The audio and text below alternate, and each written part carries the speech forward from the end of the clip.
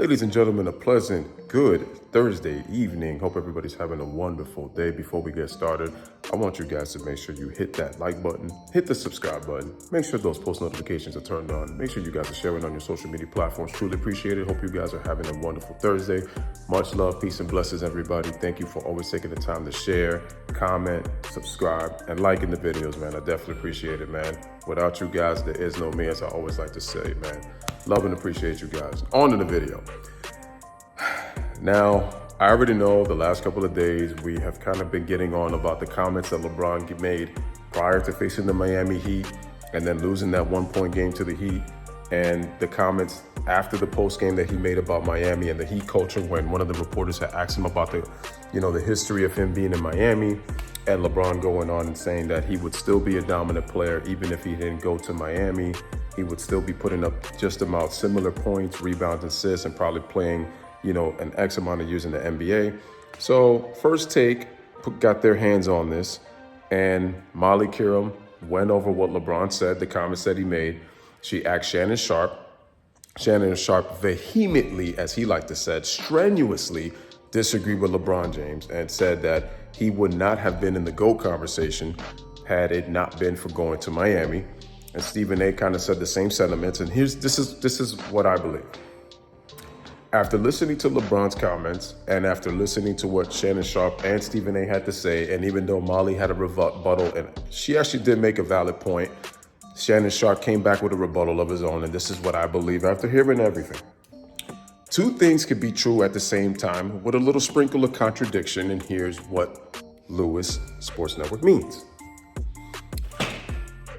Did we look too much into what LeBron said in his comments? I believe we did, to a certain extent, because LeBron was talking about his individual success. But at the same time, going to Miami put him at another level. Now, I know what people are going to say, Lou, you're looking too much into this, and I'm sick and tired of people looking too much into this. LeBron was talking about his individual success. He even said less rings and all that. I get that. But here's where the contradiction part comes in. If you're going to, and I need you guys to listen. In those comments that LeBron made, he also said, in the 4 years that I was here with the organization and Pat Riley and Mickey Arison, it was amazing. And he said, what I learned here was second to none. Now, LeBron also said that he still would have been the same dominant player had he gone anywhere else. But he contradicted himself in that statement because he also said about the knowledge that he learned in Miami. So does that mean that he was going to learn that anywhere else? And if anywhere, what organization was going to be able to teach him how to win and have that culture? Because remember, he played 7 years in Cleveland, and what did LeBron fanboys say? In particular, people who follow LeBron closely since he's coming to the NBA, they said the Cleveland front office is a joke. There's no culture there. They really never brought him the pieces that he needed for him to compete for championships. That was the notion. So he goes to Miami. The Heat, he's able to team up with Dwayne Wade, and he's able to team up with Chris Bosh. And possibly if he could have gone to Chicago with him and Derrick Rose and Dwayne Wade, it was still going to be a big three. Or if he would have went with Carmelo and Wade and LeBron, it was going to be a big three, because originally it was supposed to be Wade, Melo, and Bron, but the problem is Melo forced his way out and then got himself a nice little deal with the New York Knicks. So he kind of signed an extension at the time when he was going to be a free agent in 2010. But anyway, I digress. Getting back to what I was saying.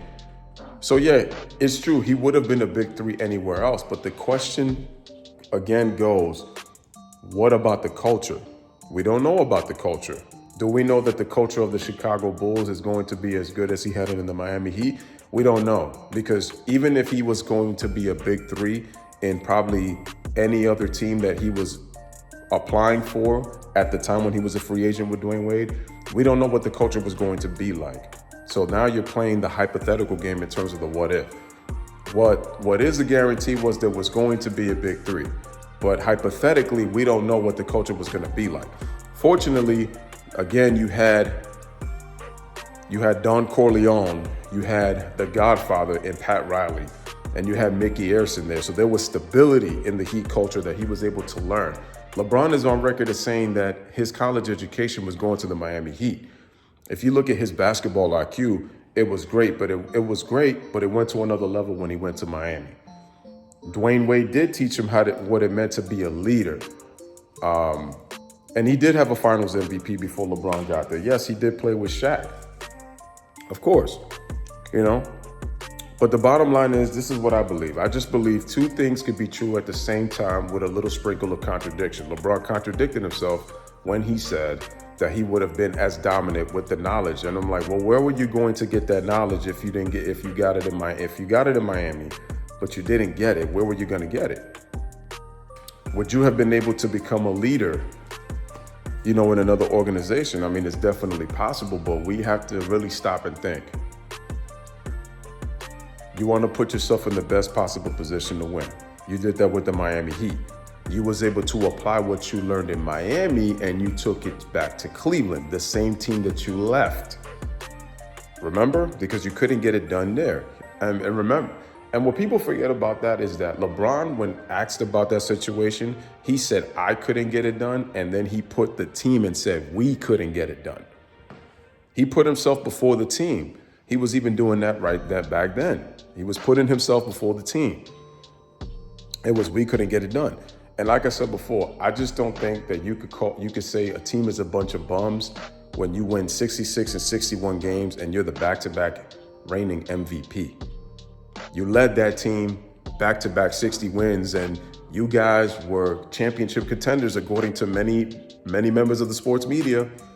They said Cleveland had an opportunity to be representing the Eastern Conference, at the very least representing the Eastern Conference, and quite possibly having a chance to win an NBA title.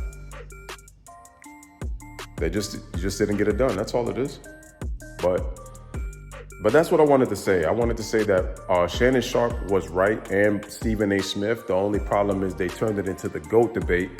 And what it did was it kind of accidentally exposed a little bit about LeBron's comments, because the reason I say that is because we look too much into it because of what they turned it into. But at the same time, when you look deeper, Bron contradicted himself in terms of what he said, because basically this is in a way about the GOAT case, because where were you going to learn about how much knowledge and how much wisdom you gained being in Miami? You got to let that marinate and let that think about it, ladies and gentlemen. And the problem is, people who love LeBron so much are going to get emotional about it. I can already hear it. But anyway, ladies and gentlemen, this is your boy Louis with another one. Let me know what you guys think about my comments about the situation. Let me know what you guys think. Bless up, live, laugh, love. Thank you guys for watching.